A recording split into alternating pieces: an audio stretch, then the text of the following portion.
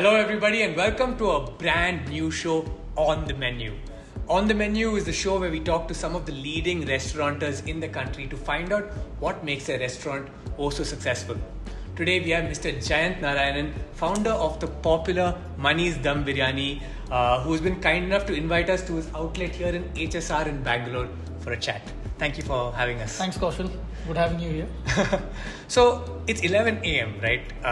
And we are at your outlet in HSR. The doors have just opened, and you're sitting here. I mean, it's very interesting to find you here. Is this how your day starts? What's a day in the life like as the founder of Mani's Dum Biryani? So now I think a lot of things have changed over the last several years. Most days I like to go to start my day with a visit to one of the outlets, talking to the staff. Then we have 3 back-end facilities plus an office. So I do spend some time there, meeting all the vendors. But most of my work goes in terms of spending time with the employees we have. If we take care of the employees, they'll take care of our customers. That's the core belief we operate on. Okay, let's talk about where we are today, right?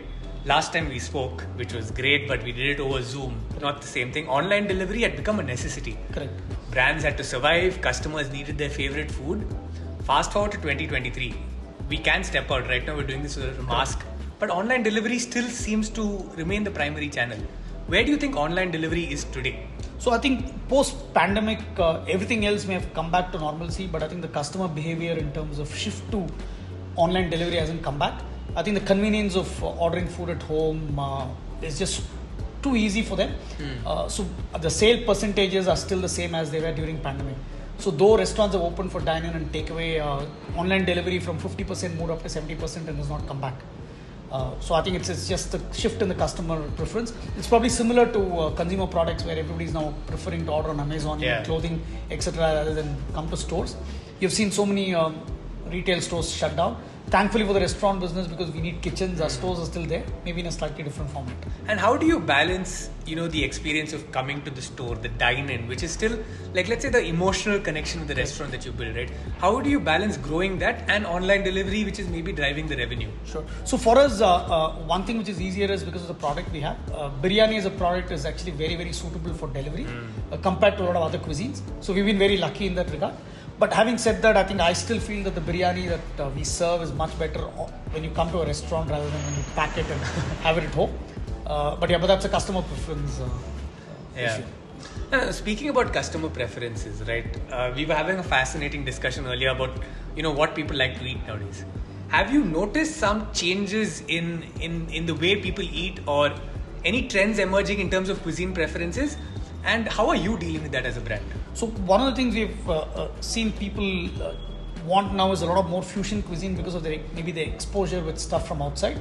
So our one of the most popular biryani we serve is the chicken kebab biryani. Okay. So that is just plain chicken biryani rice with a tadka, almost a Chinese style tadka of chicken boneless pieces, with spiced up, which is served on top. So it's almost like rice with a starter. So customers want the spice, the crunch along with the flavors of the rice. So we're seeing that across our competitors, across different channels, customers preferring to have fusion stuff. So authenticity, I think, will come back over time. But I think now customers want large portions, very, very tasty on their tongues at a very reasonable price. I think that discussion has already got us salivating. We were talking about technology some time ago. Can you tell us, your back of house, your front of house, what sort of, new things have you tried? What technology do you have right there in the kitchen? Sure. So I think we've been pretty poor in terms of investing in technology in the front end. I would say that UrbanPiper is probably the most advanced tech that we've invested in the front end. But in the back end, we've spent a lot of effort, and we've also made a lot of investments in tech. I'll give you 2 small examples. We process about 1,500 kgs of onion every day. Oh my God. Which is the secret of a biryani. A lot of people say it's the rice or the masala. It's actually the fried onion, which is why it's very difficult to make good fried onion at home. So we process about 1,500 kgs of onion. We have 3 machines now, each of which is almost the size of a mixer. But they cost about 2.5 lakhs, and that does all of our onion cutting. So we only peel the onion and the machine does the rest for us. Similarly, one of the secret behind a lot of our biryani is the marination of the meats. So earlier we were doing this by hand. We invested in our own machine, which is almost like a grinder with very soft blades. So the machine now actually mixes the meats with the spices. So we are doing a lot more investments in the backend. We are now looking at investing in a gulab jamun making machine. Right now our gulab jamun is completely handmade manually. There are machines now available where the balls can be made by the machine. Wow. And then it gets pushed into a fryer. So we're looking at technologies like that in the back end. I mean, I had no idea that there was so much going on in the back end. Let's talk about customers, right? According to you, what's the ideal way a customer should discover Mani's Dum Biryani? I mean, there might be multiple ways nowadays. There's social media. Correct. There's Google reviews. There are the aggregator platforms. What's the ideal way a customer should discover Mani's Dum? So again, I may be biased with the way I operate, but my preference would be to, when you see our signboard, just go visit one of our outlets, try our food. If you like it, hopefully, then they'll keep coming back. The amount of money we invest in physical signboards is very, very high. Our costs are now about 6-7 lakhs in just signboards in most of our newer outlets. From an online perspective, I think we have not been great with respect to social media, etc. I think there's a lot of work that we need to do there. Okay. Since we're in this wonderful outlet, I want to understand, how strategically do you think about business, right? Is it more like your gut and intuition, like, you step out, you talk to your friends, understand how the industry is going? Or are you more like a businessman where, you've got like PowerPoints and strategy meetings and stuff? Like, I want to understand that bit. How do you plan for Mani's Dum Biryani's growth? Sure. So we still operate as a very small businessman. A lot of things happen in the gut. I'll give you one specific example. We raised money from an investor a couple of years back. One of the things the investor was fascinated was, how do we pick locations? So we tried to create an Excel sheet, a PPT saying that this is how we look for locations, etc. So that we can replicate it faster. Okay. That has never worked. I think the only way we look out for locations is whenever we drive around, we just keep your eyes and ears open. You look at something, then you process it, and then you do it on an ongoing basis. So we've learned that the gut feel process is what is going to work for us, the way we operate. I know this is not going to work as we scale aggressively, so we also have to make some changes. Maybe get a new people in the team to run a couple of the functions. So that's how we are looking at it. I don't see us changing our behavior, because I don't think we are comfortable with PowerPoints, with data, etc. beyond a point. Okay. And when you talk about scaling, right, we have to address competition. Biryani is such a competitive space. Today I'm hungry. Is it a particular kind of biryani? Is it a brand? There's so many decisions I have to make. How do you deal with that? How do you think of competition? How do you think about competition at large? So we look at competition very, very differently.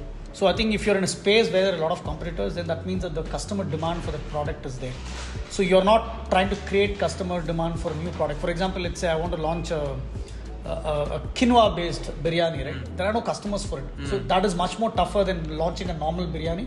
If they're buying from Mani's, from Meghna, from Paradise, from others, then they know that all you have to do is get them to be one of the brands they order from on a regular basis. So I think it's much easier to be in a very competitive space.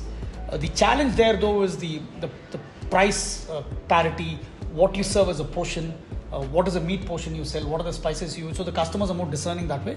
But I think this is an easier problem to solve than creating a new market for a new product. And you touched upon pricing there, right? A lot of our decisions as customers are pricing related, right? I mean, so how do you go about pricing? You mentioned intuition earlier. So are you telling me you just sit and say, hey, that chicken biryani is 400 rupees? Or what is the thought behind it? How do you price your items? So India as a market, right? I think it's one of the most value-conscious markets in the world.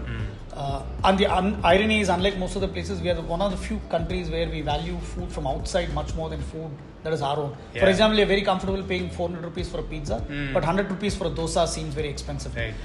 In our case, what we do is pricing is very similar. We have our cost sheets in Excel. We know what price we should price our product at, but that is just in Excel. We look at all our competitors and say that, hey, for a biryani, if it's $250, we pretty much have to be around there. So I think it's that's what everybody else in the industry also tells us. So when one brand increases the price, then you'll quickly see that the others actually follow suit. So in general, we have noticed that we are in a 5-10% range of prices. And today in Bangalore, a customer is comfortable paying about 200 to 250 rupees for a single portion biryani. Okay. So that's the base that we operate from. Which means that if you order a larger portion, obviously we expect lower prices. So our family biryani, which serves 4, will not be 250 into 4, it will be probably 750, 800. So that's how it works. So it's very, very gut and intuition based. Of course, we have the Excel sheets where we would love to price our biryani at 400, 450 bucks, so the profits are higher. Speaking a little bit more about pricing, and you spoke about so much that you have to do. Nowadays, people on Swiggy and Zomato have gotten used to the discount. Yeah. I order if I can find a coupon. Yeah. And I'm sure that's quite hard for you guys to manage sometimes, right? Yeah. How do you think about promotions? How often do you discount versus... So this is one area where we've experimented quite a bit in the last 3 years, which means that having lower prices with no discounts, having higher prices with smaller discounts, having even higher prices with larger discounts, etc. And our learning from this has been very, very clear. On third-party platforms, if you don't give discounts, getting sales is very, very difficult. There are probably very few brands like, let's say, Corner House, which is able to pull it off. Right. But I don't see that happening for 95% of the brands. So the strategy that we're adopting now is our pricing will be a little bit higher on Swiggy, Zomato, but with discounts on an ongoing basis. So our end net amount that we make is going to be similar to what we would if we had priced it at a lower price point. So we're very clear on third parties. It's very similar to my behavior when I go on Amazon. If I want to buy a phone, there's another phone which is offering a discount. I'm probably biased towards looking at that. At least in a phone, it's once in 6 months. This is something that's you order once, twice, thrice a week. So discounts are very, very important. That's been our learning. And we know very few brands which are able to manage without discounts. Okay. I want to touch upon something on a personal note. What brings you the most satisfaction as the founder? Is it a strategy of a new location paying off maybe? Is it, you just meet somebody and they're like, hey, you know what? I ate Mani's Dum Biryani, it was amazing. Is it your staff coming back and telling you thank you for maybe an initiative you've taken to increase their happiness? What brings you the most happiness? So the most happiness is when staff stay with us for more than a year, 2, 3, 4, 5. We have a lot of people who have been with us for a long time. We also do not hire mid-level, senior level from outside. We actually promote from within. A lot of our cooks are actually people who joined us as washing people, who have now graduated to cooks. A lot of our managers joined us as a waiter or delivery boy. So that is what gives me the most happiness. So because our belief is our industry is we can't be there in all our locations. So our job as a management team or a founding team is to take care of the people we have. They will take care of the customers. They'll take care of the food, etc. Wow, that's some food for thought. So one thing I wanted to talk to you about was, call it the cloud kitchen or the ghost kitchen or the dark kitchen. I don't know how many names there are. But have you experimented with having delivery only kitchens? How has that gone for you as a business? We have done a lot of experiments even with our 21 outlets. So we have 2 dark kitchens where there is no large signboard. We also have takeaway kitchens where it's a retail location but there's no dine-in option available. We also have restaurants where we have dine-in plus takeaway plus delivery. We've experimented with all 3. Clearly the capital expense for a cloud kitchen or a dark kitchen is much lower. So that's what attracted us and as well as other businesses to try these out. But the results we've got from it is actually very interesting. We have found that locations where we have restaurants with dine-in, the delivery sales are also much higher there. Why do you think that is? I think there are a couple of reasons. One is the visibility on those large retail locations is much better. You're probably on better buildings, which gets more eyeballs. Plus, when customers come in and experience food in a restaurant, they're more likely to order. Plus, I think there is a perception that if the restaurant is there, the food is generally going to be better than from a dark kitchen. That's true. Which I won't disagree with because we also found that maintaining hygiene, sanitation levels in a cloud kitchen is tougher simply because customers don't visit you every day, right? So the pressure on the managers to keep everything clean is much lower. Plus, since the sales are not there, the visits from the management team is also much lesser there. So overall, I think it's just the attention to. It's very simple. If you have a restaurant doing a lot of sales, you have more attention from the management team and the customers there. So everything works better. The other interesting piece we've noticed is our staff prefer actually working in busier kitchens than in outlets which don't do as much sales because they don't want to be sitting around in the kitchen not selling food, not preparing food. They want to be busy, which is also very interesting. So our better staff actually want to be in our larger outlets, busier outlets, which is actually counterintuitive, right? We would expect that they would want to be free, but it's actually very counterintuitive. Interesting insight. Just to, a final question is, as the founder, I'm sure you wear many different caps. You might wear the chef's hat, get in the kitchen. You might wear a thinking cap, sit in the boardroom. I also wonder, you might have to be a soothsayer sometimes. You'll have to predict the future. What might you expect in the next 5-10 years and how are you guys gearing up for it? So one of the things we are very, very confident about is in India, 95% of the restaurant industry is still unorganized. The organized sector, though small, is growing, is almost doubling every year. With the GST, with the online delivery sales, it's running unorganized business is getting tougher and tougher. Plus the next generation of these unorganized businesses, they don't have an interest in running a restaurant business. It's just too much work. And the ROI for the effort they put in is not there. Right. So we are going to see a lot of organized businesses grow leaps and bounds. Just to give you an example, Domino's in India has 1,500 outlets. You don't have a single Indian restaurant brand which has more than 300. Wow. So that gives you the extent of growth that is possible. And in biryani, we feel that you're going to have 4-5 large players, probably 1,000 plus outlets in the next few years. And we're hoping that we'll be one part of that large bus which is moving. We wish you all the best, and do remember, once you get to that 1,000 plus outlets, UrbanPiper is going to be there for you throughout your journey. Absolutely. UrbanPiper, a lot of our other vendors, I think we are really thankful to all our stakeholders, employees, vendors, landlords, everybody. So I'm sure that it's a group journey. Thank you, Mr. Jayanth, for your time once again. It's been an absolute pleasure this time visiting you at your HSR outlet. I'm sure there are going to be a lot of hungry people who walk in here very soon. So we'll leave you to that. Thanks once again for your time. Thanks, Kaushal, and all the best with UrbanPiper and your international expansion. Well, that's been Mr. Jayanth Narayanan from Money's Dum Biryani on the menu today. We hope you enjoyed this video. Smash the like button, leave a comment, or hit the bell icon to subscribe to UrbanPiper to stay updated with the latest. This has been your host Kaushal Raj signing off with Sumant behind the camera. Thank you and have a wonderful day. Thank you.